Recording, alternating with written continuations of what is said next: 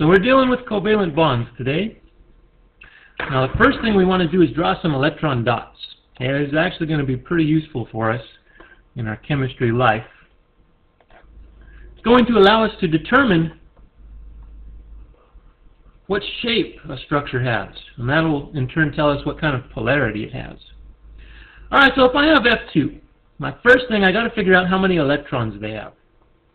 Fluorine is in group 7, so it has 7 electrons. I have another fluorine with 7 electrons, so my combined total 14 electrons. So I have to draw this guy, and I have to distribute my 14 electrons. And I'm just going to start putting them around, 2 per side. There's 8, 10, 12, 14. Alright, I'm just using dashes so they're a little bigger than the dots, easier to see. You can do dots or X's, it doesn't matter.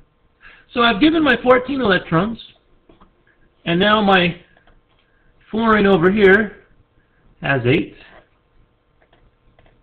and my fluorine over here has those 8. So they share these 2.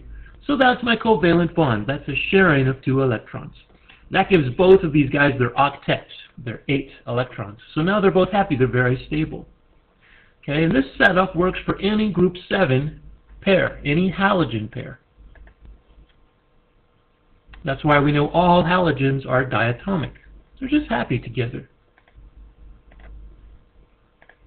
Alright, let's do another molecule a little bit bigger. And of course I know this is a molecule because it's 2 non-metals. So my first thing is to figure out how many valence electrons I have to work with.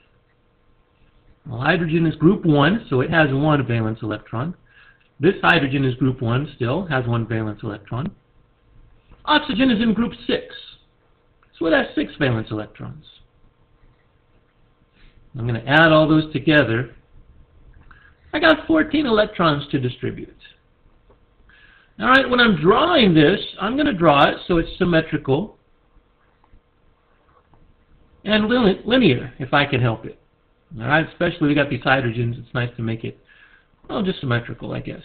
Alright, so 14 electrons. I'm going to start distribute these. And I'm just going to keep going until I have 14. 2 per side. 2, 4, 6, 8, 10, 12, 14. There's my 14. Alright, everybody's happy. Oxygen has 8. Oxygen has 8. Hydrogen has 2.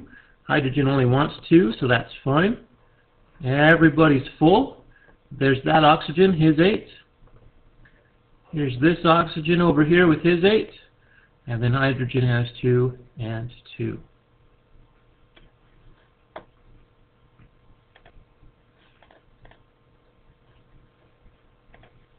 Alright, CO2 gets a little more complicated.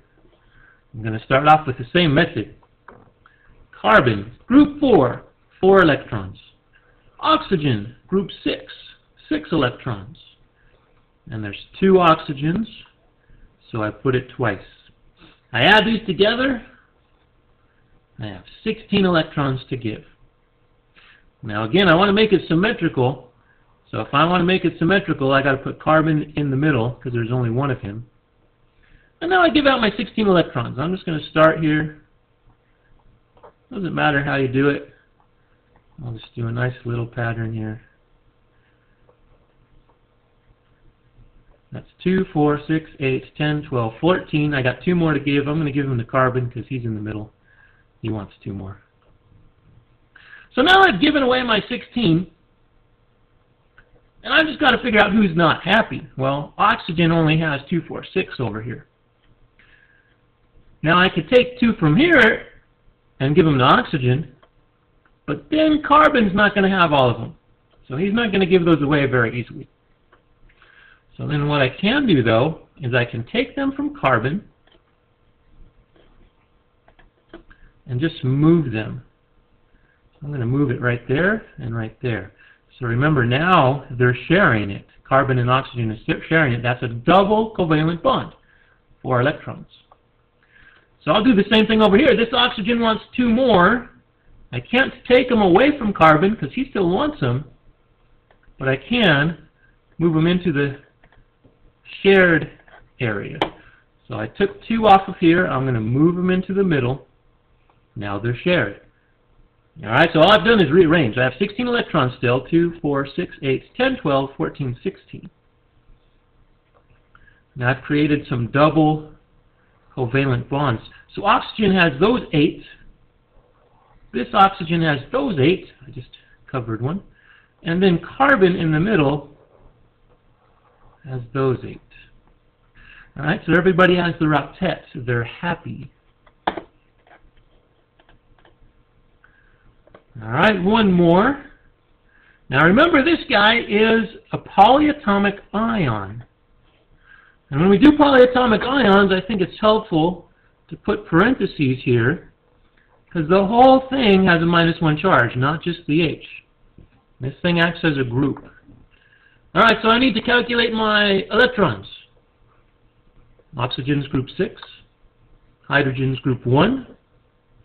This minus means I've added an electron. So I got 1 extra. So now I have 6 plus 1 plus my 1 extra is 8. Now after you do that, it's just the same as the other ones. I'm going to take my 8 electrons. Oxygen wants 8. I put him around 8, around him. Hydrogen has its 2, so everybody's happy. Alright, that's how I do polyatomic ions. No different, just add that extra electron. Could be 2, could be 3. Alright, now it is your turn. Go ahead and draw electron dot structures for these 4 molecules and ions.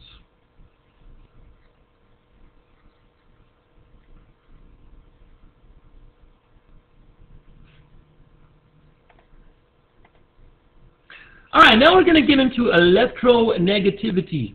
Now remember, electronegativity is just the way of saying how strong an atom pulls on an electron.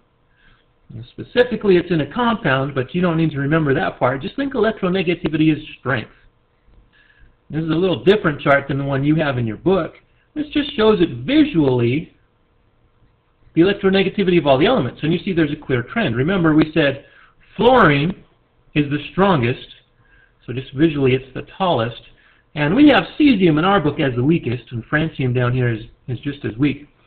But you see our trend, electronegativity increases as we go across, and it decreases as we go down. And you can see fluorine is quite a bit stronger than most everything. All right? That's just a visual representation of the same chart we've already used. Now we'll go back to this guy. This is just like our book one. But again, here's our strongest. Here's our weakest. So we're going to draw some molecules and show their polarity based on electronegativity. Alright, that just shows where the electron's going. So let's start with an ionic. Okay, we probably know this to be ionic because we have a metal and a non-metal. So if I find the electronegativity, the strength of lithium, it's 1. So he's pulling with the force of 1. Fluorine is pulling with the force of 4. Okay, so this guy is 4 times stronger than this one.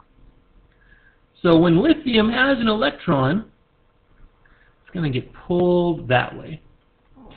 And it's actually going to get completely removed. We learned that way a long time ago. This guy's going to lose that electron because he's 4 times stronger. And when he loses it, he becomes positive. And when he gains it, he has an extra one, so now he's negative. Alright, so the difference in their strength is so great, he loses it, he gains it, we have an ionic compound. Alright, here we have the same thing. We have some calcium and some oxygen. Well, calcium has a strength of 1. And oxygen's electronegativity is 3.5. So still a wide disparity of strength. So he's going to take the electrons from calcium. And again, we have an ionic compound. Large difference in strengths. We have a loser and we have a gainer.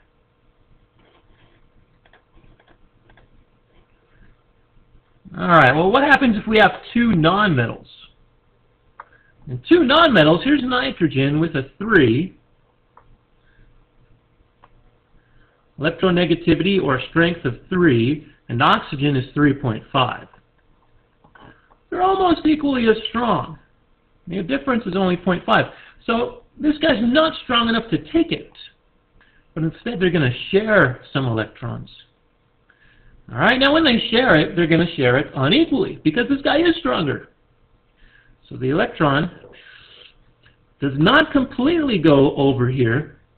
It only partially goes over here. It tends to be over here more, but it's still over in this neighborhood a lot of the time. All right, so to show that, we use this notation.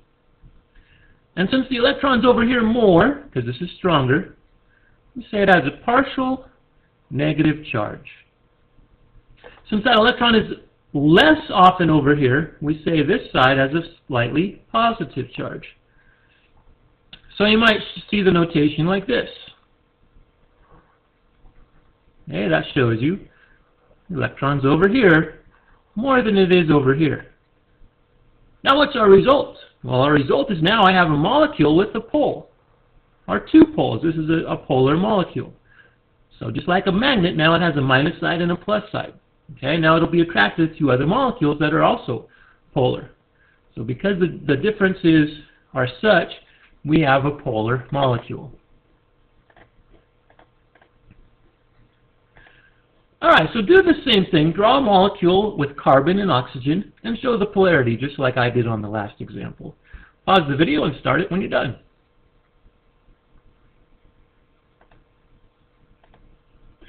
Alright, let's do another one with polarity with more atoms.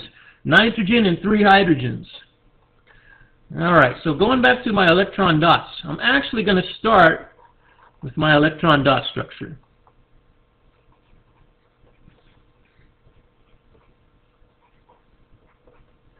Nitrogen, group 5, has 5 valence electrons. Hydrogen's group 1, so it has 1. And if I add those together, I have 8 valence electrons. Alright, so I'm going to, again, try and make this symmetrical as much as I can. Now I have 8 electrons to give. Nitrogen wants 8. Hydrogen only wants 2. So I distribute my 8. And everybody's happy. Alright, now I want to show polarity. Well, I look for my nitrogen. Nitrogen has a strength of 3.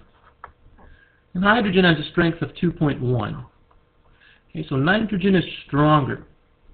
Now these electrons here are shared. They're between the atoms, so they're shared. Nitrogen is stronger, so he's going to pull them more that way. If they go that way, this side is slightly negative, this side is slightly positive. It's going to be the same for all of these covalent bonds. Nitrogen pulls it more, leaves behind positiveness.